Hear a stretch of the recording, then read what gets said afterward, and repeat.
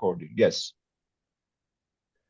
Okay, welcome everyone back from our hiatus. We are back with a new exciting program, and today we welcome Gabriele Gratton, who joining us from Australia. So it's the middle of the night in Australia right now. So we are very grateful for accepting this invitation. Thank you. The title of the presentation is Drain the Swamp, a theory of anti-elite populism. And this is joint work with Barton, who is also with us today, but he's also jet lagged. So we'll see how it goes.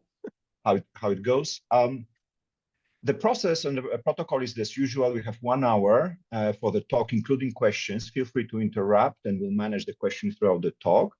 The talk is recorded for 1 hour. After the talk, after 1 hour, we stop the recording and maybe we can stay for a minute or two to say goodbyes.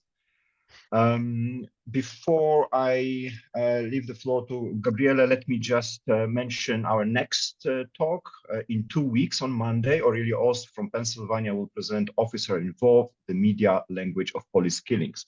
All right, Gabriele, the floor is yours. Thank you so much, Max, and thanks for the invitation.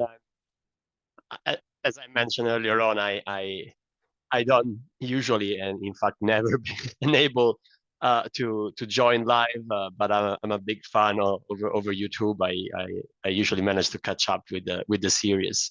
So I'm super happy to present today this joint work with Barton, who is also present, as you said, and can answer some questions on the chat despite his jet lag returning from the US. And really what started us here is the idea that we need good bureaucracies. We need public servants who have the experience necessary to effectively produce public goods and services for us and competently understand new threats and opportunities that may arise in an ever-changing world. And however, sometimes voters elect leaders who promise and do drain the swamp.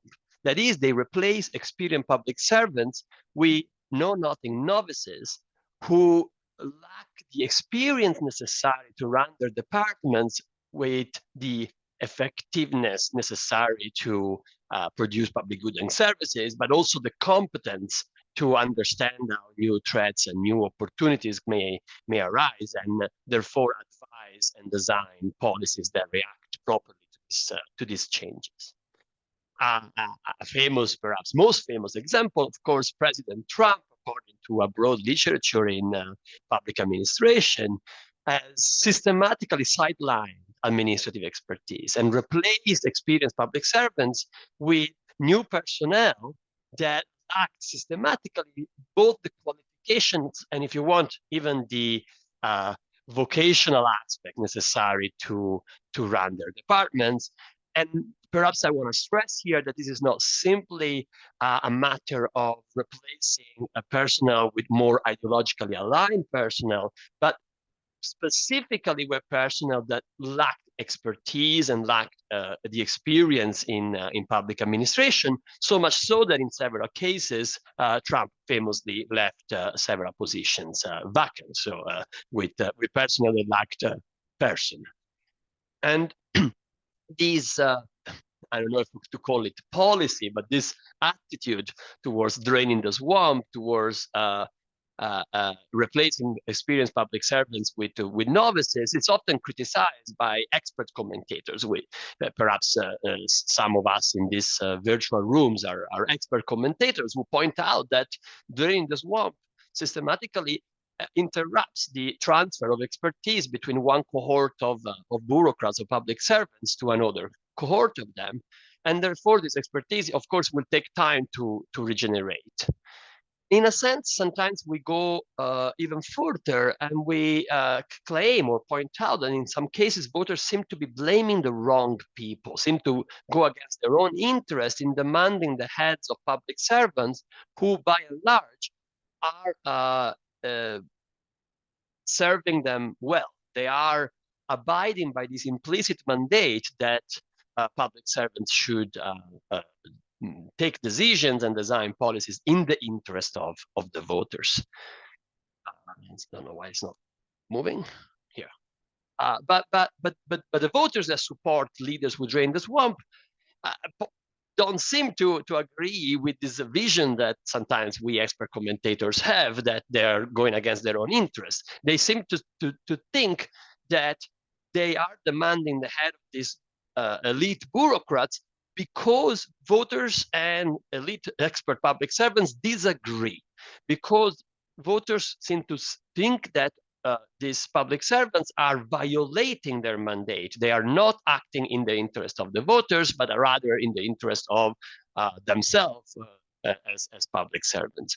And in sometimes this kind of idea, we can construct examples in our head in which it makes sense to think of voters demanding the heads of these public servants, demanding to drain the swamp, upon being informed that public servants have not acted in the interest of the voters. If we think about the years immediately following the Great Recessions, we all have been exposed, and therefore the average voter has been exposed to information that financial regulators were, so to speak, too much good friends with some of the financial operators that they were supposed to regulate in the first place. And so perhaps voters reacted to this information by demanding the head of public servants and wanting financial regulators that had less experience in the financial sectors, because that means less common views with the financial operators that they were supposed to regulate. But in other cases, many commentators seem to view the demand for draining the swamp as some sort of preemptive mistrust of expertise. And so what we want to do in this paper, we want to formulate a theoretical framework to conceptualize the forces that may create mistrust between voters and public servants. And we want to do this under the premise that experience is good for the voters, experience of public servants, because experienced public servants are needed to effectively produce public goods and services and to competently understand and detect new threats and opportunities and respond to these threats and opportunities in an optimal way. However, we will we will model this relation in a world of uncertainties, and we show that in this world of uncertainties, naturally public servants may wish to respond in ways that are suboptimal for the voters. The kind of example that perhaps I would like you to have in mind is something like this. Suppose that we have a world of certainties. Then we may know that curbing economic activity is, going to work to stop some existential climate catastrophe that otherwise would surely arise if we don't curb economic activity.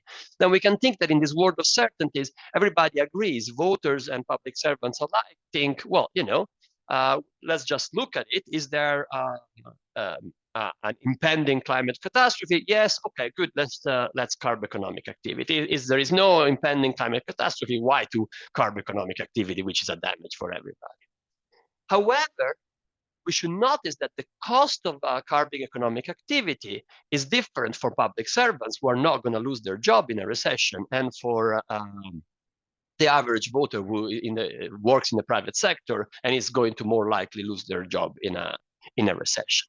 So this means that the relative cost of a policy mistake of the type, let's curb economic activity, turns out it wasn't the right thing to do, this relative cost of this policy mistake is smaller for public servants than for the average voter.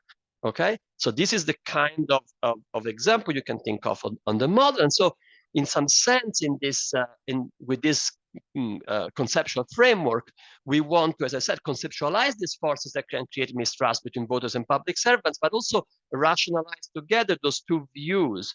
One whereby public servants are, in a sense, humble servants of the voters. They share values. It's not an ideological differentiation between voters and public servants. They want the same thing. We want to rationalize this view together with the view that sometimes it may still yet be rational for voters to want to drain the swamp, to demand the heads of experienced public servants and want to replace them with less effective and less competent novices. So what I will try to convince you in the next 40 minutes or so is that this theoretical framework very naturally spurs two key forces. One is that it is the relative incompetence of expert public servants that is what generates this disagreement between voters and public servants.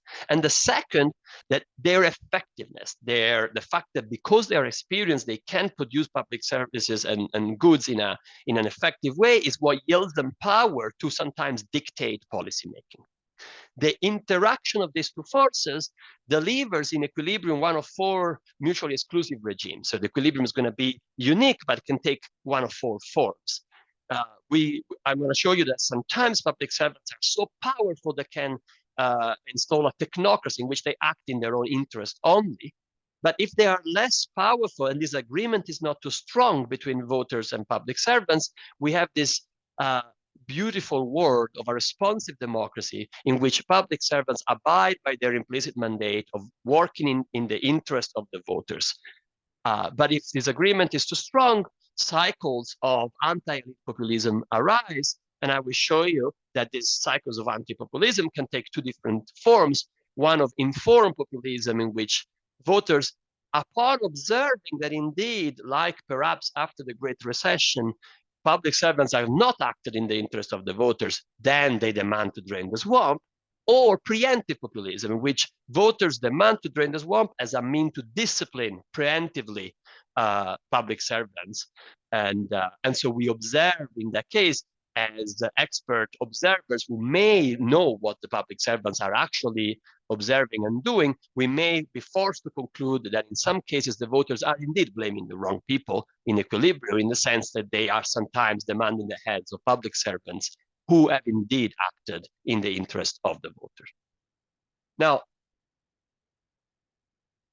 as you can tell, our contribution is primarily theoretical, but we think that we are connecting with reality, and by reality I mean both a literature on populism and anti-elite movements, and with the data out there.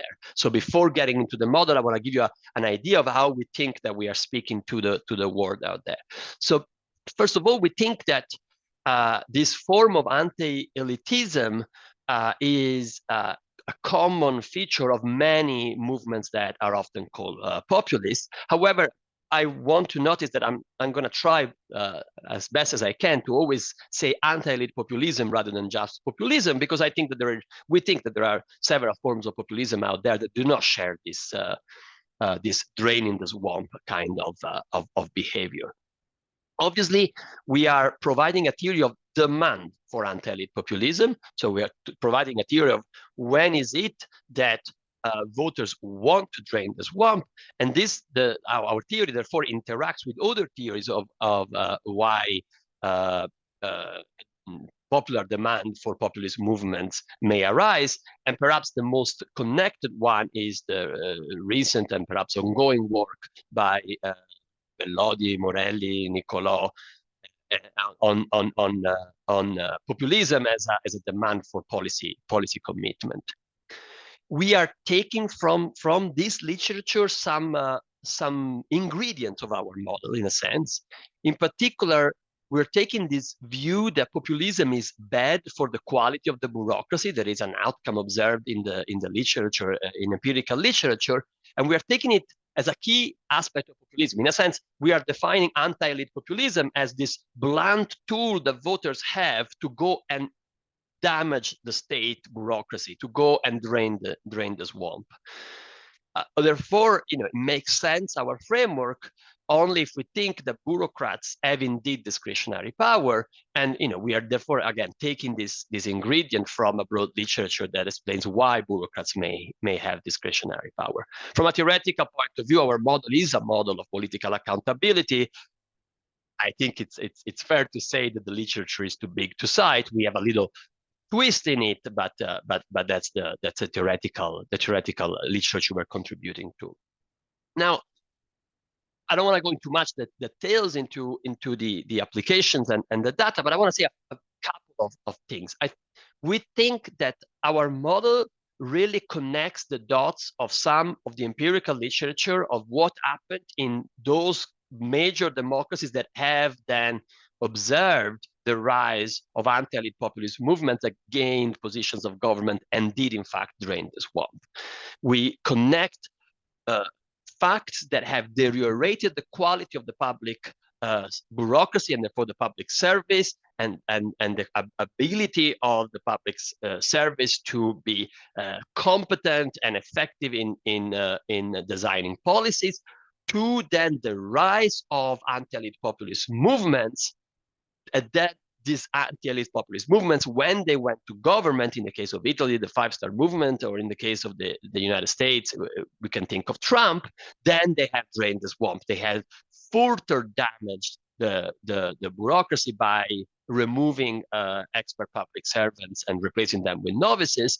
And therefore, in some sense, despite being outside our model may point to a spiral whereby bad bureaucracy calls for anti-elite populism, and anti-elite populism then damage the bureaucracy even further. Perhaps more broadly, we think that we are moving a little bit the spotlight of populism from a view of anti-elite populism as one that only goes against politics to one that goes against the state bureaucracy, against experience and expertise in all of the state bureaucracy. In a sense, we are trying to also document that, in fact, a lack of confidence in the civil service is a key predictor of intention to vote for anti-elite populist parties across Europe. And what I mean when I say that is a key predictor of support for anti-elite populist parties, I mean that we can run this, which I call the wrongest regression of all, because here what we are doing is that we are regressing intentions to vote for anti-elite populist parties on lack of confidence in the civil service and a bunch of other policy and political preferences which are obviously co-generated, right? So we are running this horse race to document that despite adding all these other dimensions of policy preferences, lack of confidence in the civil service remains the very strong and stable predictor of intentions to vote for anti-elite populist parties. So we are moving the spotlight from a view of anti-elite populism that is just about politics to a view of anti-elite populism that is about expertise in the state bureaucracy. Okay, so the room is full of great theories, so I should get into the model at some point. Yes, can I ask a question? Of course. I'd like to ask about this novice thing and lack of experience. Is this necessary, or is this because just these people haven't been experienced, and the new party that wants to come to power, if they had experienced people, we would use them. So the novice is just because of, this is an artifact of the fact that they are fresh. In other words, what's the difference between just a normal cycle of change at the top between two parties, one firing the previous old guard, and getting their own think tankers into experience into the position? Thank you. That's very good point to make this distinction. I think it will be somewhat clear when I get into the details of the model that it does matter in a specific sense. It kind of depends on exactly how you want to see the model, and I try to because you asked the question to mention this. But we can think of it as, if I have an experienced public servant, this experienced public servant has knowledge, has information, and because he's a public servant or she is a public servant, may have different preferences. As I said before, just because, for example, public servants don't lose their job during a recession. And this generates mistrust. And this can generate the problem. A novice does not have knowledge, does not have this information, maybe has these preferences, because they don't lose their job during a recession. But a novice cannot come to me and say, I have noticed that there is climate change, we want to do green policies. They cannot do that because they have no ability to claim that they know something. And that is the key, right? If he said, I have somebody who is experienced and therefore is an expert in the field, then this person has this private information, and that can generate mistrust. Okay, so I go into the model, and I think it's going to be helpful to also see why this connection makes sense. So this is a model in which there is an infinitely lived and forward-looking voter, so lives for many periods, 1, 2, 3, and so on. And in each period T, two things happen. First, the voter inherits an agent. That's how I'm going to call the state bureaucracy. I'm going to call it an agent. And the agent is either experienced or a novice. And I'll let you know in the next slides what the distinction is between an experienced public servant agent and a novice. But you already now know a little bit because of Mark's question. And the second thing that happens in every period is that either there is an emergency or not. Again, think of it, this could be the emergency could be a threat or an opportunity. It's a threat that we need to stop or an opportunity we want to seize. But the point is, with some probability, the world has changed. We should do something about it. And I'm going to say that the emergency occurs. That's going to be theta of period T equal 1 or not, theta T equals 0. And pi is going to be the probability that there is an emergency or the frequency of emergencies. And to capture the idea that this is the rare case, I'm going to assume that pi is less than a half. Okay, so as I said, in each period, there is an agent, is either experienced or a novice, and there is either an emergency or not. Now, what is this distinction between a novice and an experienced agent? Well, an experienced agent is competent in the sense that it can observe the signal ST about whether there is an emergency. In particular, I'm going to say that kappa measures the competence. I assume you see the cursor. Is that correct? Yes, okay. Kappa is the competence of the agent, of the experienced agent, and that's equal to the conditional probability of observing the correct signal. So is the probability that if there is an emergency, I observe signal 1, or if there is not an emergency, I observe signal 0. And I'm going to use the language of saying that when the signal is equal to 1, the experienced agent has detected an emergency threat. Okay, so there is either an emergency or not, and with probability kappa, if there is an emergency, a competent, an experienced agent will detect this threat. Second, an experienced agent is also effective in producing public goods and services. I will return to this, to the meaning of this in a couple of slides. But for now, let's just think of it as the experienced agent will produce eta public goods and services every period, while instead a novice is not effective, so it doesn't produce eta public goods and services every period. We can think of it as producing 0 or producing less than the experienced agent, and the novice has no information about any emergency threat or not, right? So it's going to be immaterial for the outcome whether the novice just cannot do anything, or the novice has no information, so it's not credible in saying that we need to do something or not. But for a reduced form, think of it as the novice has no competence, no effectiveness, and absolutely cannot do anything. Now, experience will acquire, the agent will become experienced at some point, right? That's what happens by being in office for a long time. And in general, we can think of taking capital T periods to acquire experience. But the benchmark model that I'm going to discuss probably today, maybe I'm going to say a word or two about the general model. But in the benchmark model, we can think of capital T equal to 1, meaning a novice today will become an experienced agent tomorrow. Okay. Now, I told you that what this experienced agent know. Now I should tell you what this experienced agent can do. Well, an experienced agent can trigger an emergency policy. What does it mean? Well, one way of thinking of this is the experienced agent comes out and says, look, everybody, I have detected a threat. I have detected this emergency threat, so we should do this policy that I designed to stop it. Okay?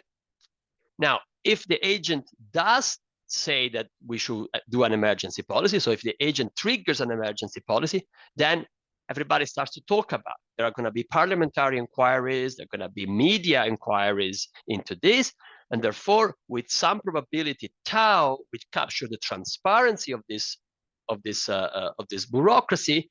The voter will also observe these reports that the agent is seeing, so this signal ST. However, whether the voter observes the signal or not, the voter can still stop this emergency policy from being enacted. The voter can drain the swamp. That is, the voter can sack the agent. If the voter sacks the agent, there is no emergency policy that is being implemented. However, the agent is replaced by a novice. Therefore, the novice in this period will not only not do any emergency policy, but will also not produce those ETA public goods and services because the novice is not effective. If instead the agent does not drain, the voter does not drain the swamp, then we go ahead with the emergency policy that has been triggered by the experienced agent. Sorry, a clarification. So the agent can trigger emergency policy even if there is no threat, or absolutely, no? Absolutely. That is the key, right? So the agent either detects an emergency threat or not. In both cases, the agent can decide to trigger an emergency policy or not.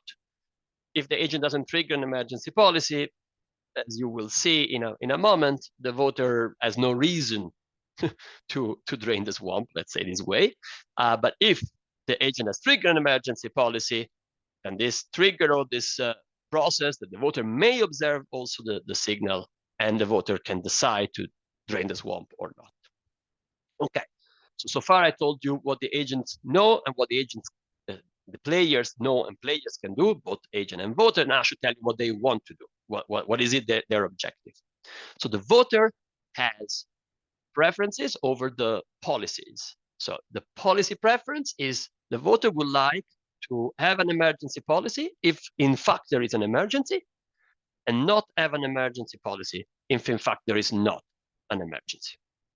Doing the right thing gives them a payoff of 1, doing the wrong thing gives them a payoff of 0. The voter also likes to have an experienced agent in every period possible because the experienced agent is effective and produces this ETA public goods and services. And the voter discounts the future as some discount factor delta. So what does the agent want? Well, the agent also likes not to be replaced by a novice. And in the benchmark model, it's going to take a very reduced form. The agent gets 0 if the voter drains the swamp, otherwise gets a payoff equal to delta V to not being sacked. Now, you can see by the formulation of this delta V that we can think of it, and we do in extension, as a present discounted value of remaining to stay in your position as a public servant, as an agent. But for in the benchmark model, we take it as an exogenous value V. And we discuss in the paper under which applications and conceptualizations it's more reasonable to take it as exogenous or endogenous. But now, the key of the model is that the agent also has policy preferences. And the agent's policy preferences, absent uncertainty, are exactly the same as those of the voter, meaning that from an ordinal perspective, agent and voter want exactly the same thing. If there is an emergency, they want an emergency policy. If there is no emergency, they don't want an emergency policy. There is no ideological disagreement. Disagreement only can exist under some uncertainty, in the sense that what we have is that, you remember I said, well, but if we have a recession, the public servants is less likely to lose their job compared to the voter. So what it means is that there is what is relatively different between the voter and the agent is the relative cost of policy mistakes. In particular, we're going to assume that the policy mistake of triggering an emergency policy and implementing it when there is no emergency is relatively less costly for the agent compared to the voter. This is captured by the fact that if the agent gets an emergency policy implemented and there is an emergency, it gets a payoff of 1, like the voter. But if the agent gets an emergency policy that is implemented, that's no emergency policy being implemented when there is no emergency, which again is the right thing to do, gets only a payoff of 1 minus alpha instead of 1, like the voter, where alpha therefore captures this relative hawkishness of the agent. The agent has relatively smaller policy mistake cost in not doing emergency policy, so it's a bit more inclined towards emergency policies. This is the only difference in preferences. Otherwise, the voter and the agent have the same ordinal preferences once uncertainty is resolved. Can I ask a question? Of course. I think I know the answer, but just to make sure. You're assuming that if the agent gets removed, the agent gets 0 forever after that. This agent, yes. Yes. So agents do not, suppose that there are agents who have policy preferences. They don't anticipate the cost they might have if somebody else replaces them, perhaps making different decisions, right? Now, because here this alpha is, so I'm a bit unclear what happens today, because the alpha, would this be agent specific, right? So there will be somebody with a different alpha if I'm replaced. It's multiple questions. Right. The first part, what does the agent care about out there in reality? Again, this is a bit about why we offer different versions of, in extensions of the model. It depends a bit of the vision that we have about what these periods are and what these cohorts of agents or cohorts of public servants are. If I tend to think of them as generational cohorts, and what matters here is that this agent has policy preferences and doesn't want to be sacked, but it doesn't really have preferences over the policies that new agents will implement in the next generations. However, I also don't think that for the key messages that the insights that the model provides into anti-elite populism, I don't think these details matter. You'll see that the insights I'm going to try to give are very natural in a very broad class of details of the model. And the second is about whether alpha is agent specific. I'll mention later on, but alpha is a lot to do with the way we structure the state bureaucracy and the kind of laws that we have for example, labor laws for the private sector or the public sectors. And so in this case, this alpha is common between agents. It's just a matter of how we define their job and their positions. Obviously, some of this alpha may come instead from ideological preferences. As I said at the beginning, I'm trying to move out of this ideological preference because I want to try to understand when would a demand for anti-elite populism arise, even in this world in which instead, the expert commentator, as I said at the beginning, is correct in saying that the public servants are humble servants of the voters. So I'm trying to get out of ideological differences. Obviously, if there are ideological differences, then there is also some selection on this alpha. But just to be clear on the payoffs, so I guess what you're telling me is that the agent actually doesn't get, one could think of this equivalently as the agent doesn't actually get replaced.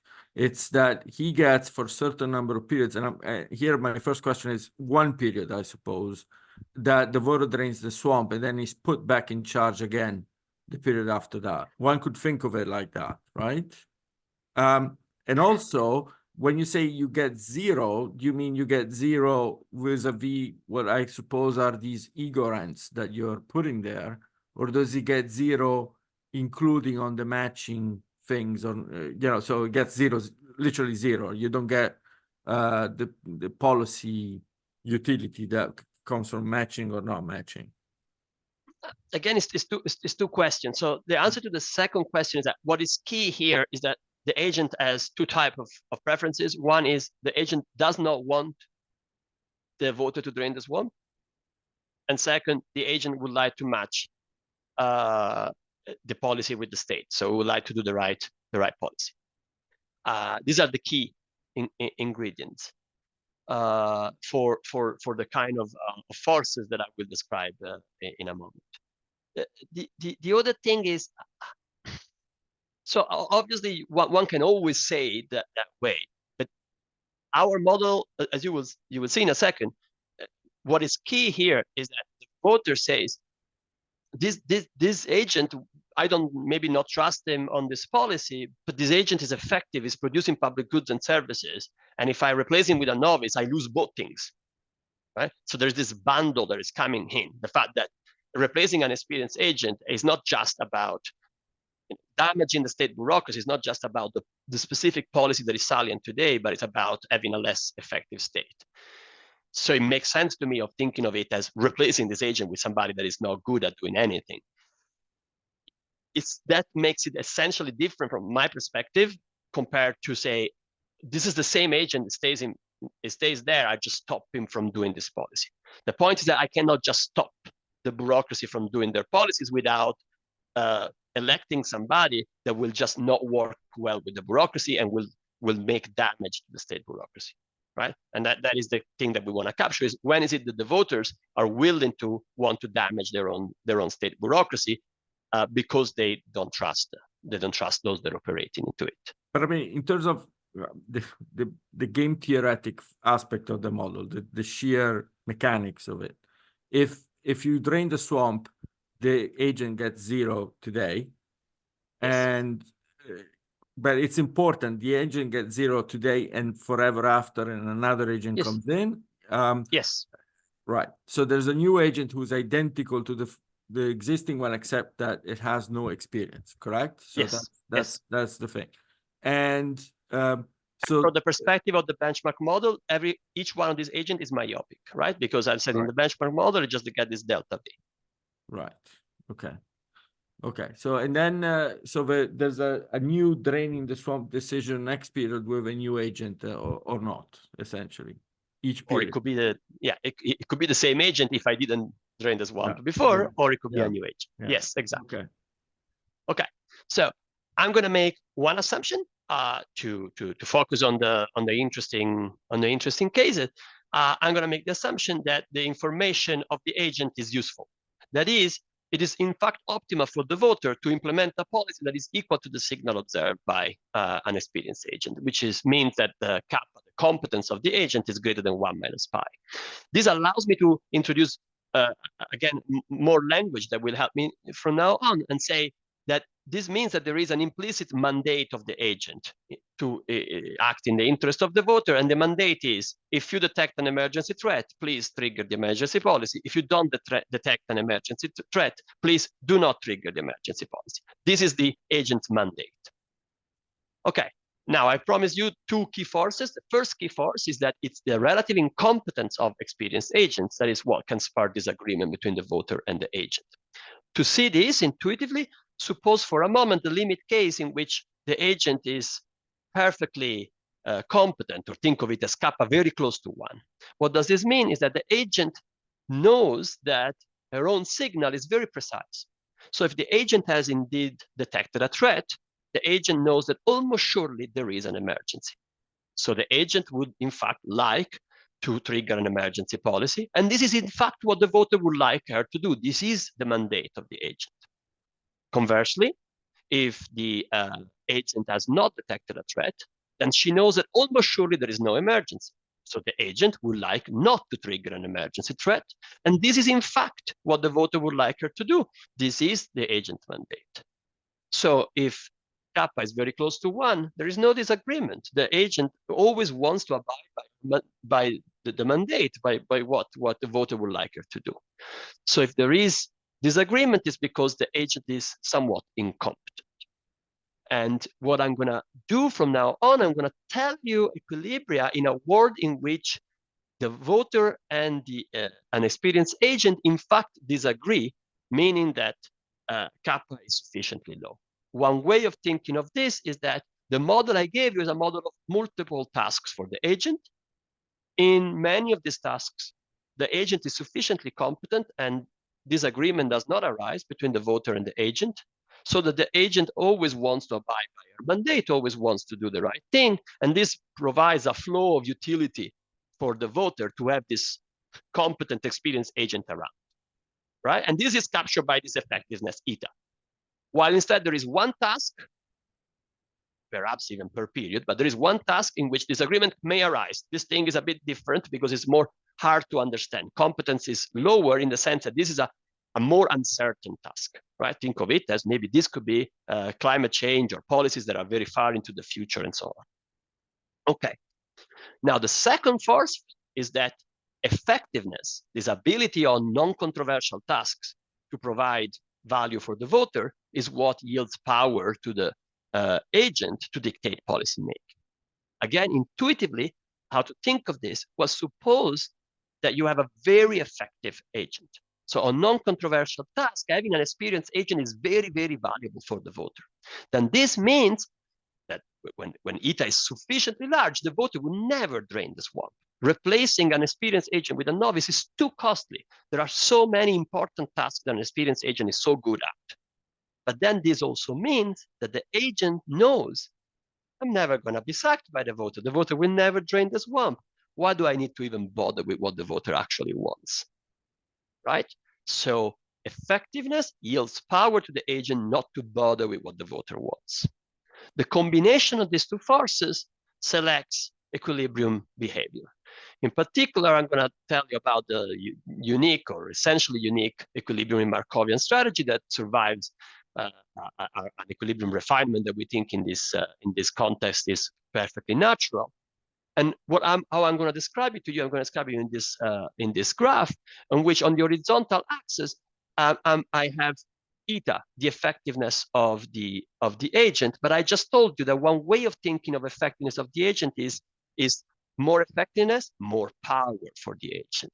On the vertical axis, I have competence, the competence of the agent. But one way that I told you today we can think of it is that more competence for the agent means also less a possibility for disagreement, a less intense disagreement between the agent and the voter. So as competence goes up, disagreements goes down. So one way of thinking of this is that we should think of it as the lower we go in competence, the more we have intense disagreement.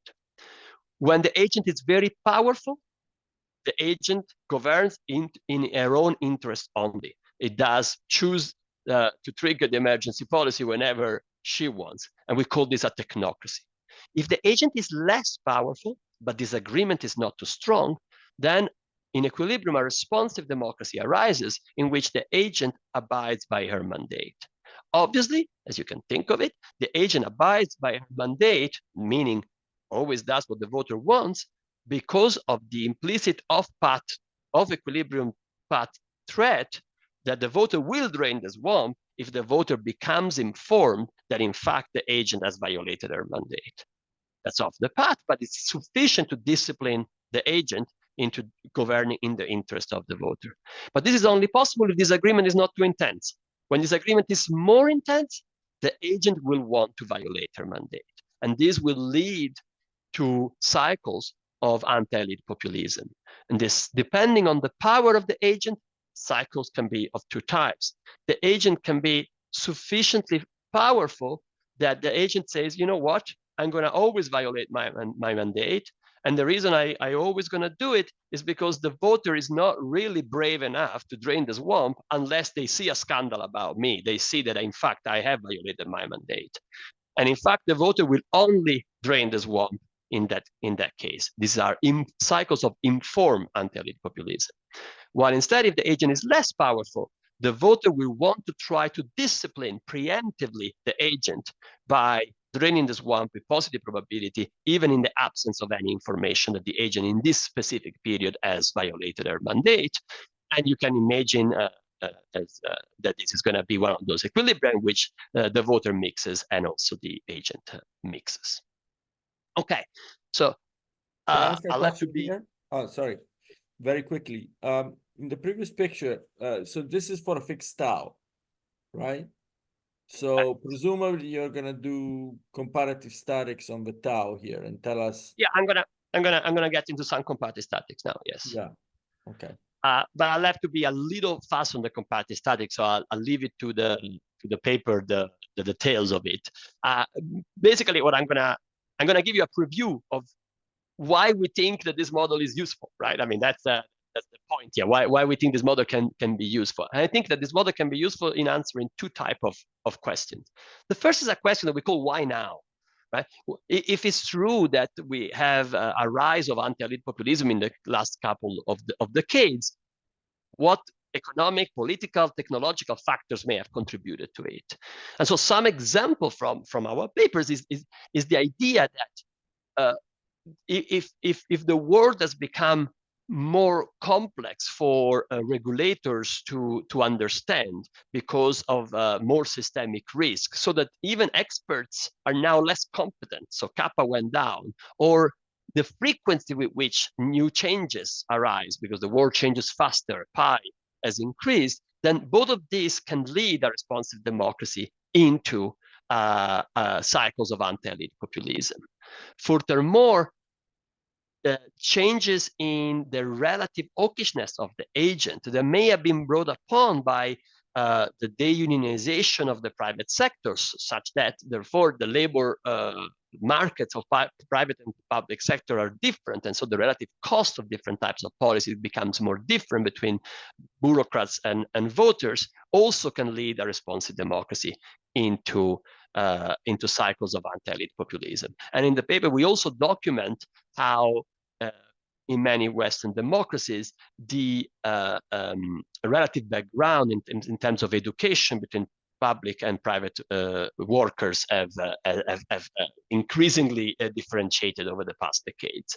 Finally, to respond to your question, another thing that can move those bars in the graph and move a responsive democracy into populism is exactly as you said, a change in tau, a less transparent world in which it's harder for voters to access and assess the documents and the information that is available to the agent is one that is more prone to cycles of anti-elite populism. But a second type of question that we can try to answer with our model is what now? If we are now in anti-elite populism, what can we do to manage it in a way and reduce at least the frequency with which voters want to elect leaders that drain the swamp? And the key message of that part of the paper is that even in this very highly stylized framework, managing populism is a hard task, in the sense that the optimal policy crucially depends on the type of anti-elite populist cycles that we have. And so it would depend on empirical observations of whether we are in informed or in preemptive cycles of populism, which is perhaps a daunting task to answer this kind of question. But even on the exact value of some of the parameters of the model, in the sense that the optimal policy is non-monotonic in some of the parameters of the model, perhaps surprising. The only policy that is unambiguously good in reducing the frequency of cycles of anti-elite populism is to reduce the root cause of disagreement between the voters and public servants. That is to reduce this difference parameter alpha that represents the hawkishness of the agent in our model. And we think that therefore our model really speaks directly to this broad literature on a more demanding or requesting a more representative bureaucracy, in which bureaucrats and in the positions from central banks to treasuries and so on may need to come from a more broad spectrum of backgrounds, so that they are more similar to the broad spectrum of backgrounds among voters. We, of course, are conscious that there are other policies out there that have been advocated for and tried, and that they are not in the model that I presented to you, like insulating the bureaucracy, making the bureaucracy more independent from politicians.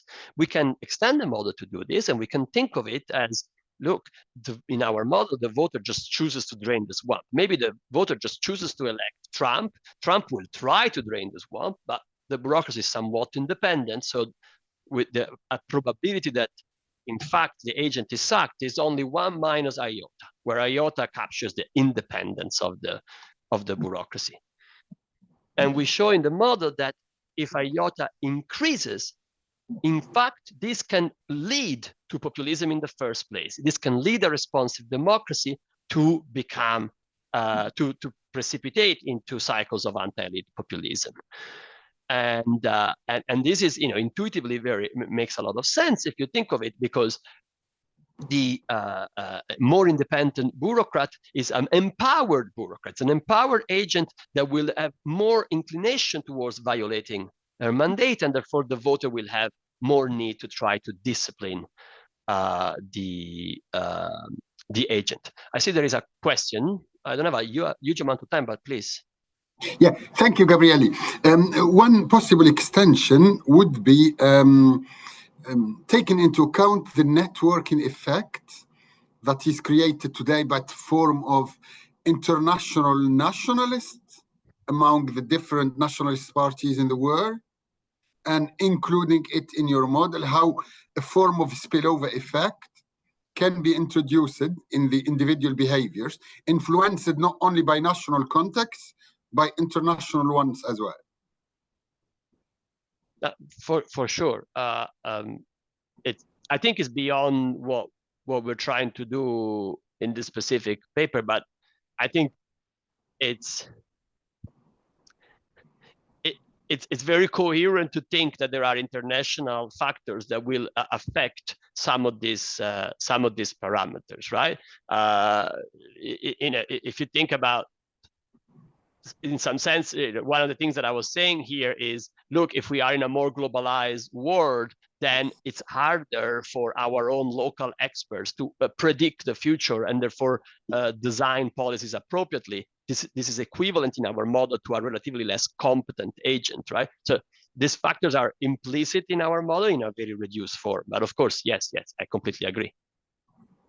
Okay, so just to finish about insulating the bureaucracy very briefly, in some cases, if we are already in a populist equilibrium, insulating the bureaucracy may in fact indeed succeed in reducing the frequency with which voters drain the swamp. However, it does so in these mechanical ways, and in fact, it can lead to this paradoxical world in which we, in fact, instead of going to have a wonderful responsive democracy in which the voter gets satisfied by a bureaucracy that abides by their mandate, we get the opposite. We get this world in which pathologically the agent is constantly constantly violating her mandate. It's just governing only in her own interest, and the voter is constantly voting for somebody that drains the swamp. It's too hard to do it. It just doesn't manage to do it.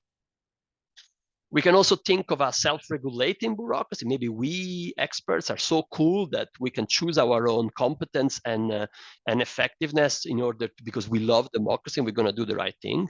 However, in our model, if you think of it in an unconstrained sense, this makes perfect sense, right? So the agent will choose to be perfectly competent and always do the right policy, right? There is no ideological difference between the voters and the agent, so everything will go wonderfully. However, in reality, we cannot choose to be perfectly competent. And so we are constrained by technological factors to choose competence within ranges of realistic things that we can do, right? When we select new people that we hire in our department. Well, in that case, we showed that in our model, in fact, the agent may strategically choose to sabotage her own competence in order to induce a technocracy. And this is true because in our model, effectiveness begets power, but actually it begets even more power to more incompetent agents. Now, I maybe have just 1 minute to discuss this effect for the theorists in the room. Think of it, I am here in this responsive democracy, and what I'm saying is that the agent would like to prefer to be here in this technocracy and govern according to her own interest. And why can she do so? By reducing her own competence. Well, what's going on is that the agent says, the reason I am abiding by my mandate is because I'm scared that the voter will get to know that I didn't and will drain the swamp. But why will the voter drain the swamp? The voter will drain the swamp because she observes that I did not detect a threat, and yet I triggered an emergency policy. And the voter says, that's not the right thing to do. You didn't detect a threat. We should not have an emergency policy in place. Okay. But suppose I'm not very competent. Then the voter will have to think, look, yes, you didn't detect a threat. However, you're not very competent. So there is still a pretty high probability that, in fact, there is an emergency out there. But then the value of draining the swamp for the voter is smaller, and the voter will not drain the swamp if I'm less competent. And that will allow me to govern in my own interest. Yes, I will lose precision in my information, but I was already wanting to trigger the emergency policy all the time, and so I have nothing to lose. Okay, so I think I went slightly over time. Sorry about it, Max. But just to conclude, we wanted to provide a theoretical framework that rationalizes and conceptualizes the demand for draining the swamp, for replacing experienced public servants with novices that do not have the experience necessary to effectively produce public services and goods, or to, as I said, competently address non-controversial issues, and competently also understand controversial issues. We did so in a way that, in a sense, reconciles the view that voters and public servants are similar human beings that want the same thing, but as we said, under uncertainty, things become more complicated. And so draining the swamp arises when the state bureaucracy is not too powerful, but it disagrees enough with the voters. And instead, and then we show that reforms that are aimed at managing populism are hard to design, and that things that we normally advocate for, or often advocate for, like a more independent bureaucracy, can easily, in fact, backfire. And here, perhaps with a bit of provocation, I want to say maybe that's the historical reason for the rise of populism, is that we advocated so much for more technocracy and more independent agencies that are not directly, in the hands of parliaments and the voters. So more independent central banks, more independent environmental authorities, more independent European institutions, and maybe that's why the voters are not trusting anymore the state. We show that in our case, more power to the bureaucracy will only lead to a technocracy, and instead, in a sense, a responsive democracy only works in this narrow corridor in which the state is not too strong, but at the same time, the state is competent enough that the voter can trust them. I add this little bit because I think I should reveal, in a sense, the fact that this paper is a weird political economy paper because there's no politicians, right? It's a paper in which the politicians are, or in a sense, democracy is just this tool for the citizens to control the state, to control this leviathan that makes policies for us. In that sense, I think we are really getting back to the origins of a very long literature of many centuries, but I think we're also talking to a more recent literature that advocate for having a more inclusive and more representative state bureaucracy, which we show in our model is the only unambiguously good policy to reduce demand for anti-elite populism. And I'll stop it now because otherwise I go over time. Great.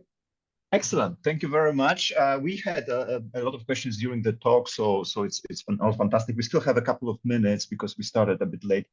So if there's maybe a question, we can ask this while we are still officially in the meeting. Any questions? I have a question, but I don't know how to frame it well, so maybe we can start answering it officially, and then we'll continue afterwards. Here you restrict. I think you were talking about this a lot in the recent slides. There is a restriction on who comes. What is the pool of these bureaucrats or these agents? On the other hand, it's a model with endogenous choice of agents. So the natural question is, how does it square against, the democratic backsliding, where the population can elect some agents who will actually cancel or democracy, and that's the danger when we look practically. So the second Trump administration might have very competent people who will not allowed to have the next election or something along those lines. So you artificially restrict that. And my question is, maybe is that the way, is that the best way to do it? Yeah, thank you. No, you're right. I don't know if I'm artificially. I don't know if we are artificially restricting, or we're trying to really just isolating this factor, right? Of why would you want to damage the state, right? There is this literature on the sabotage of the administration, right? That the Trump administration systematically sabotaged the institution. That Trump named these top bureaucrats with the mandate to in fact, in some case, go to the Supreme Court and claim that their own department was unconstitutional. Right? So it's not just like, obviously there is an ideological perspective in this, but it's an ideological perspective that I don't want this institution to work at all. Right? I want to claim that the EPA shouldn't exist, shouldn't work, shouldn't do its job. Right? And so in some sense, we really wanted to get into this draining the swamp as a weird thing. It's not just that I'm replacing the head of the police with a head of the police that is going to prosecute those that I like, which in some cases that's what politicians do. But that, in some sense, all politicians have always done, right? That's why we elect politicians, to select also top bureaucrats and implement the policy in the directions that they like. But there is a demand for going against the institutions themselves, and so we wanted to think of that. And in a sense, as I said, like, we're looking at this. A democracy is this very blunt instrument, blunt tool for the voters to control the state. And I'm the voter. I would like to fine tune, right? So you said, like, in some sense, I would like to select the perfect agent. And if we go to my magical diagram, right? Why don't I just select this agent here? Right now, sometimes it can be technological, right? So maybe there is nobody that is this competent. Everybody is at this level of competence. I cannot choose somebody this competent. The world is too complicated to get enough certainty about what type of green policy is best, right? That's too hard. Or maybe, as I said, it's just because the tools that democracy gives to me as a voter are too blunt. I would like to design this more sophisticated mechanism, for example, to select better bureaucrats, or to give them a more sophisticated contract, right? Even the question that Francesco had before, right, is this agent has very simple things. It just either gets sacked or it doesn't get sacked. I mean, we could play with that, right? I get it, that's implicit in his question. And we think that, yeah, in general, we will want to, but as voters, we don't have that. We usually only have like Trump or Biden. That's all we got. And that's what we wanted to capture. But I agree with you that there is a broader question of how do we select, right, different